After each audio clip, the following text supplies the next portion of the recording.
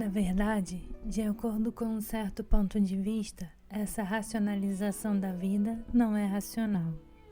O cérebro é esperto o suficiente para ver o círculo vicioso que criou para si mesmo, mas não pode fazer nada a respeito.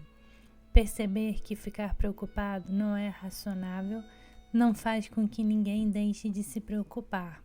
Ao invés disso, a pessoa fica ainda mais preocupada por não estar sendo racionável. Não é racionável deflagrar uma guerra moderna, em que todo mundo perde. Nenhum lado quer mesmo uma guerra, mas mesmo assim, porque vivemos em um círculo vicioso, começamos a guerra para evitar que o lado de lá comece a guerra. Nós nos armamos porque sabemos que se não fizermos isso, o outro lado vai fazer, o que é verdade, porque se não nos armamos, o outro lado vai fazer isso para ficar em vantagem sem precisar lutar. A partir desse ponto de vista racional, nós nos vemos no dilema de São Paulo, o querer estar em mim, mas não encontro a execução do bem, pois não faço o bem que preferiria fazer. Mas isso não se dá, ao contrário do que São Paulo supunha, porque a vontade ou o espírito é racional, enquanto a carne é perversa. Isso se dá porque, se uma família se divide contra si mesma, não fica em pé. O organismo todo é perverso, porque o cérebro está separado da barriga, e a cabeça não tem consciência da sua união com a cauda. Há pouco espaço para a esperança de que, em um futuro imediato, a sanidade social se recupere em qualquer nível. Talvez o círculo vicioso precise ficar ainda mais intolerável, escancarado e desesperadoramente circular, antes que qualquer grupo grande de seres humanos desperte para a peça trágica que estão pregando em si mesmos. Mas para quem vê com clareza a existência do círculo vicioso e por que ele é um círculo, não há alternativa senão parar de andar em círculos. Pois assim que vemos todo o círculo, a ilusão de que a cabeça é separada da cauda desaparece. Então, quando a experiência para de oscilar e de se retorcer, ela pode ficar sensível à sabedoria do corpo de novo, às profundidades escondidas da sua própria substância. Porque estou falando da sabedoria do corpo e da necessidade de reconhecer que somos seres materiais. Esta filosofia não deve ser tomada como uma filosofia do materialismo, no sentido mais aceito. Não estou afirmando que a realidade máxima seja o mestre. Matéria é uma palavra, um ruído que se refere às formas e paradigmas envolvidos em um processo. Não sabemos o que é esse processo, porque não é um quê, ou seja, não é uma coisa que possa ser definida por algum conceito fixo ou por alguma medida. Se quisermos ficar com a língua antiga e ainda usar termos como espiritual e material, o espiritual significa o indefinível, aquilo que, porque está vivo, sempre e inevitavelmente vai escapar da moldura de qualquer forma física. Matéria é o espírito com um nome. Depois de tudo isso, o cérebro merece uma palavra só para ele, pois o cérebro, incluindo os seus centros de raciocínio e de cálculo, faz parte e é um produto do corpo. É tão natural quanto o coração ou o estômago.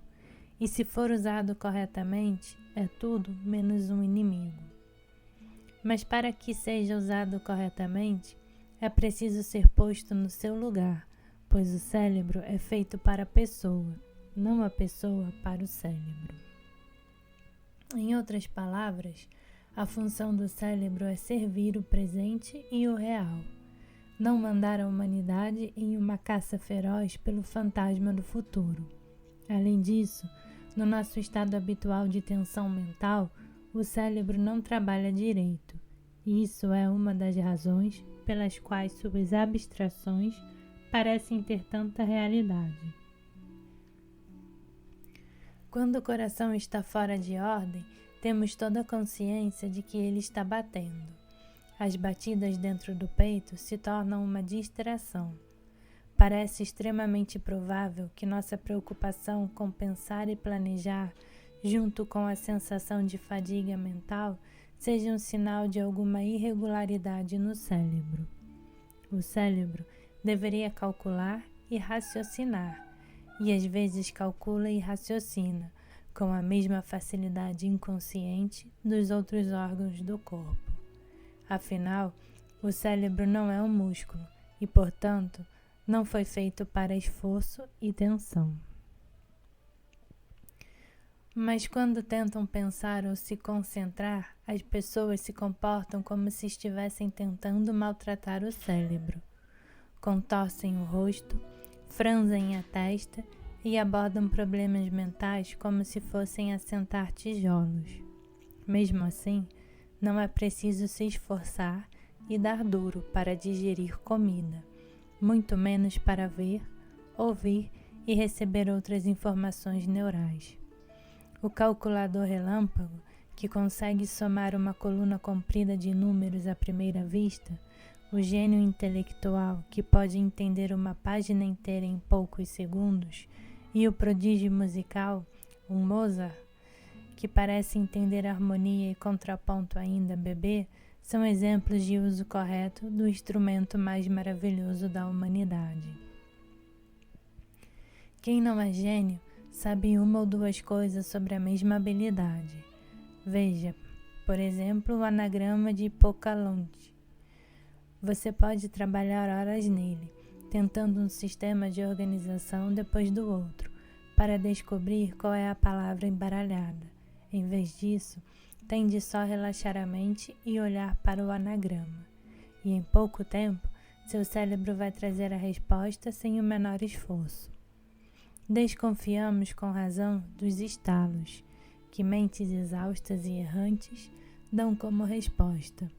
Mas a solução rápida, sem esforço e quase inconsciente para problemas lógicos, é o que o cérebro humano deveria fornecer. Trabalhando corretamente, o cérebro é a forma mais elevada de sabedoria intelectual. Dessa forma, deveria funcionar como um instinto doméstico dos pombos e a formação do feto no útero, sem verbalizar o processo e sem saber como acontece. Um cérebro consciente de si mesmo, como um coração consciente de si mesmo, é uma desordem e se manifesta no sentido agudo de separação entre eu e minha experiência. O cérebro só pode assumir seu comportamento adequado se a consciência fizer o que foi projetada para fazer, não se contorcer e rodopiar para sair da experiência presente, mas tomar, sem esforço, conhecimento dessa experiência.